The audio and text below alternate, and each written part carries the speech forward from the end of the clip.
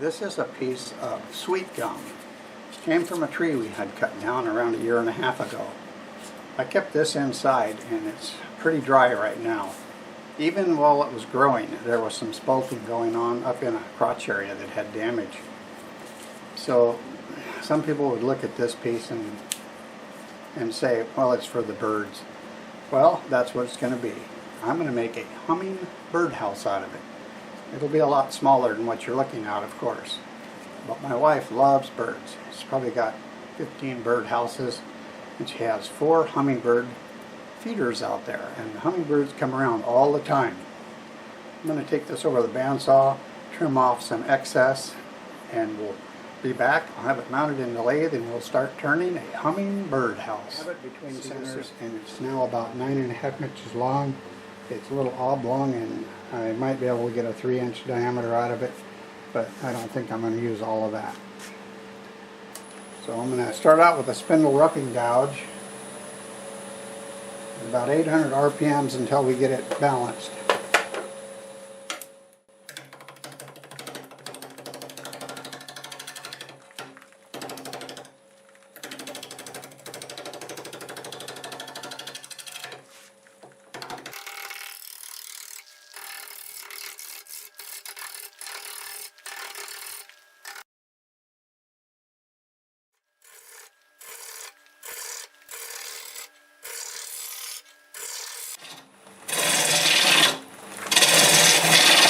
So I'm just going to get the bark off of here, pretty much, and put a tenon on it, and get it on a chuck.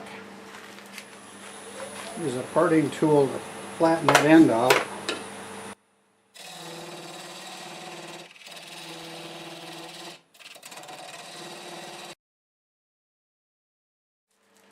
I'll go ahead and mark for a tenon here. I'll use a 1/2-inch bowl gouge to cut that on.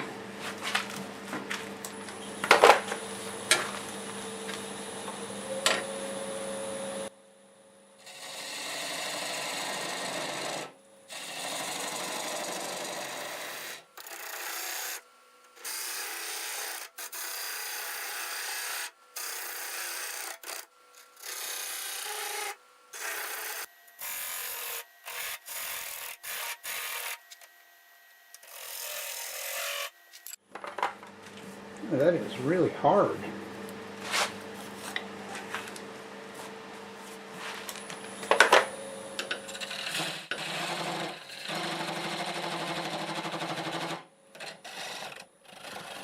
Just going to square this up with my diamond point tool.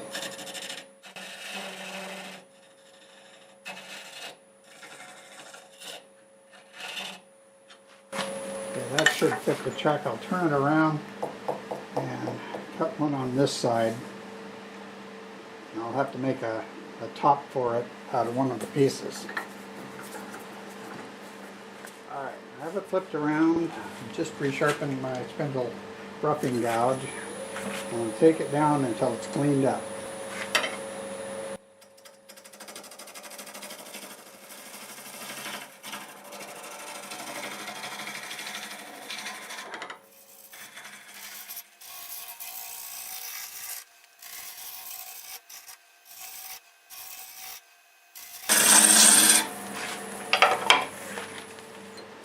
Alright, got another tenon on here.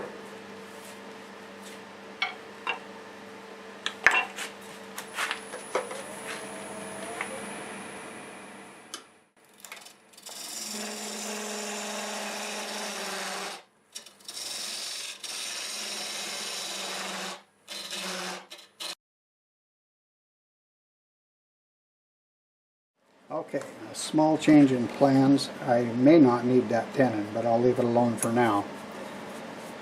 This will be the top. I'm going to cut it to this line down 1 3/4 inches and create a little tenon on this side that'll fit in a hole to locate it in the lower part of the house. So I'm going to do that with my parting tool.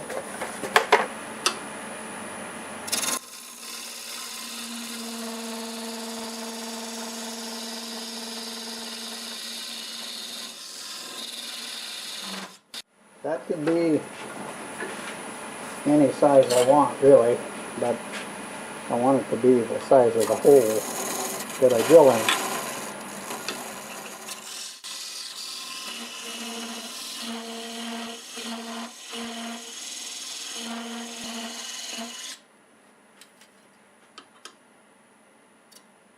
So right about there.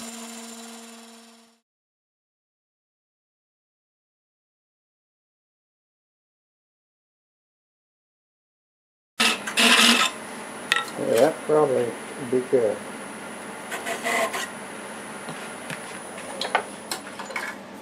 Okay, now I'll put a shape on here, and this will be, we'll see how much of that goes away, and maybe we'll leave some of it. So back to a 1/2 inch bowl gouge.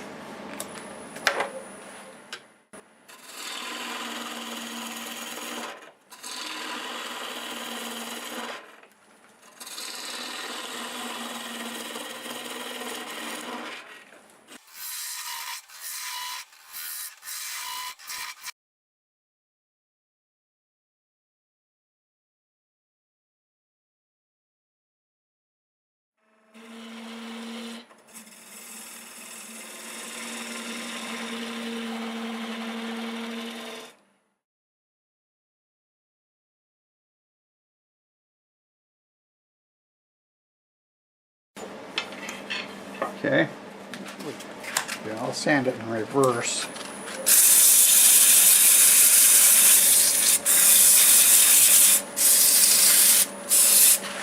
Round it over just a touch.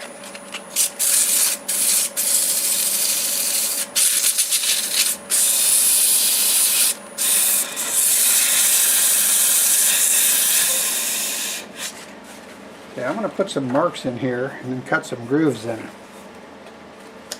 I'll get that marked and be right back. Okay, I'm going to go ahead and cut these grooves in with this little carbide diamond point tool that I have.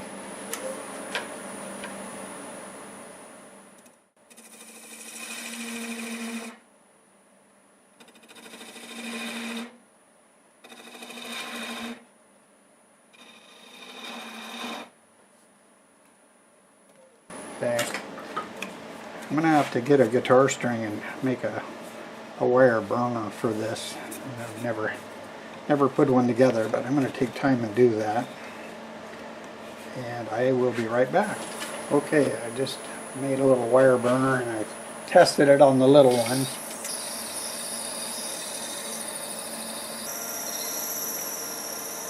There, that's better. Whew.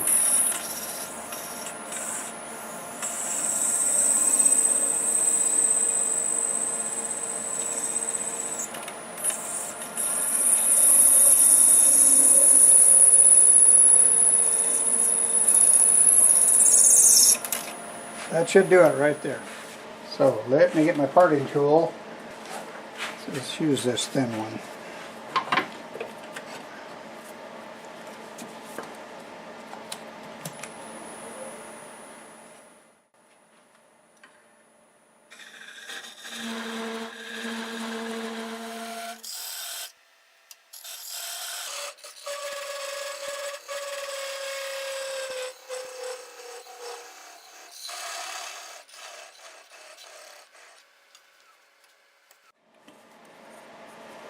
Okay, we have that part made. Alright, I'm going to go ahead and drill a hole in here.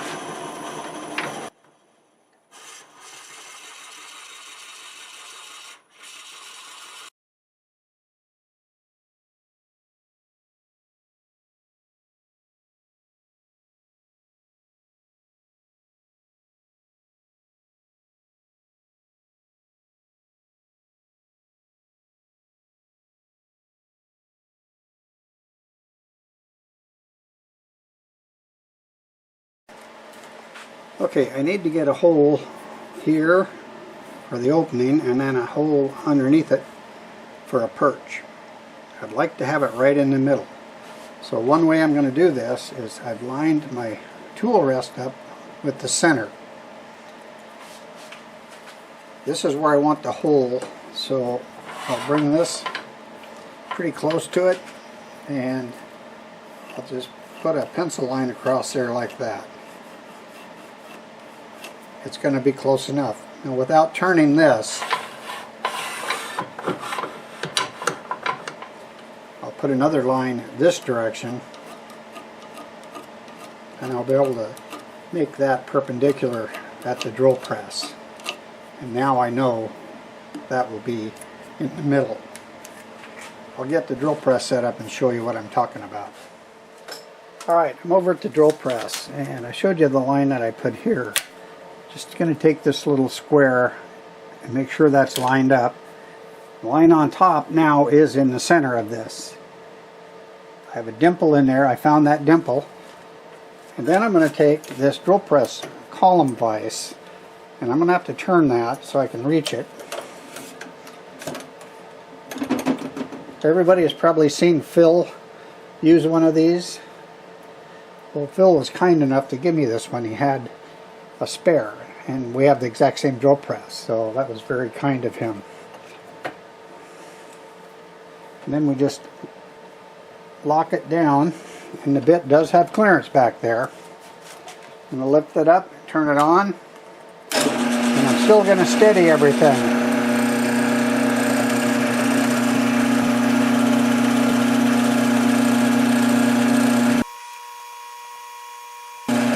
Just going through. And it's through. Okay, so that worked good. I don't know if you can see that. I'll show you the rest of that clamp. So there's the clamp. And it works like that. Alright, I have it back in the chuck. Both holes drilled. I just turned a little disc that fits in here. Also, when we flip it around, I can use it as a jam chuck to finish this end.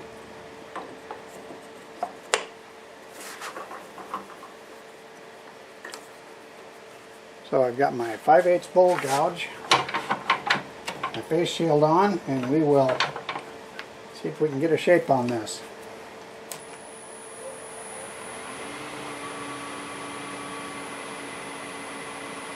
About 1500 RPMs.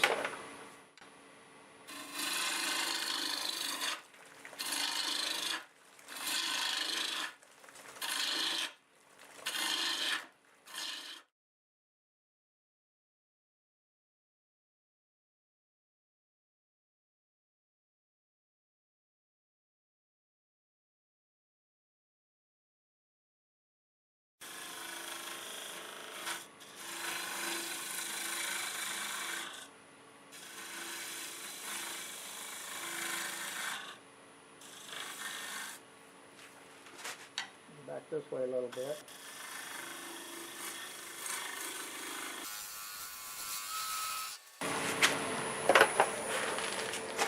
So another thing that we need to look at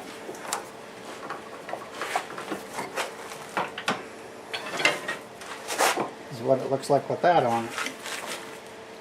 I personally think it needs about 5/8 off of it.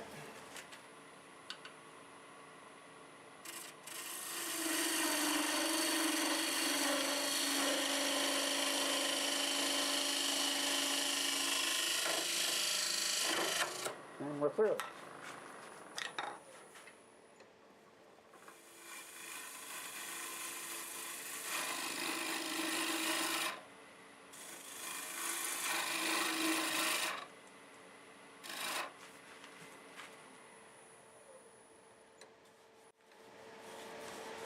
Okay, I think it's gonna be just fine. Okay, ready to sand. I just touch the inside with sandpaper so you can see what that looks like. So I'll sand it with 80 grit in reverse, and I still have to flip it around to clean that up. By making it longer, that means using the 10 inch as part of it.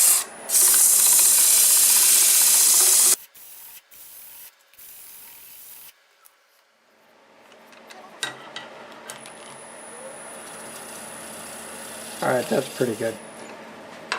I need to put a little piece of paper towel on there to tighten it up. Alright, put that paper towel on there and it tightens it right up.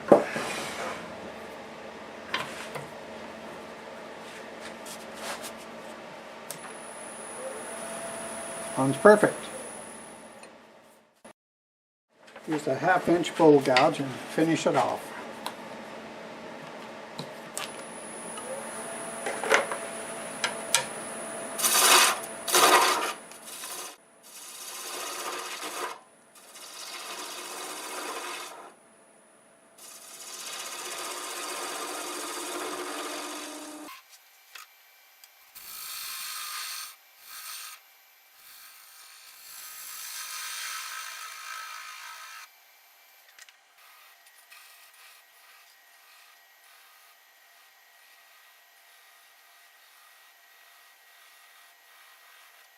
I think we got most of it.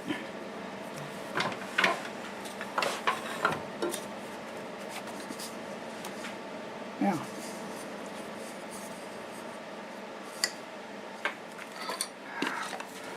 What I'm going to try to do is take this little soldering iron and burn lines into it, and hopefully it'll look like shingles.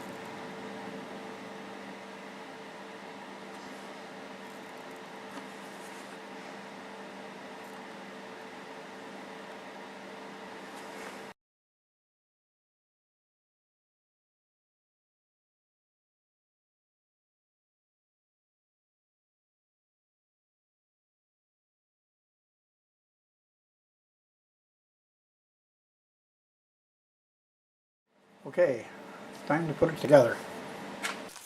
Alright, I have it all assembled. There's a perch on there and I didn't show that being made. It's because I made 2 others out of this spalted wood and they just kept falling apart right along the lines. I made this one to test a piece. It turned out, so I decided to use it. I have it secured in here. I have the lid on it. I decided to put a screw on the back here and not glue that in place in case it needs to come off to clean it. So now, and then I put an eyelet on the top. Now I'm going to hang it and we'll spray some lacquer on it. I decided to use lacquer, so I'll just hang it like that and get it sprayed.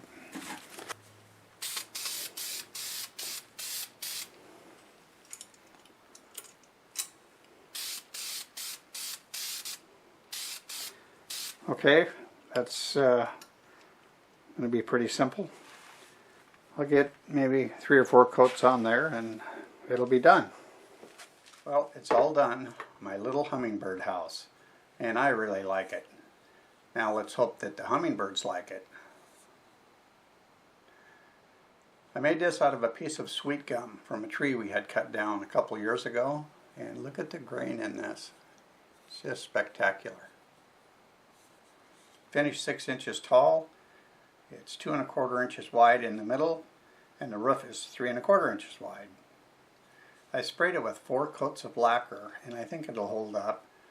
It's going to be underneath the eaves of either the garden shed or our house, so it should be well protected.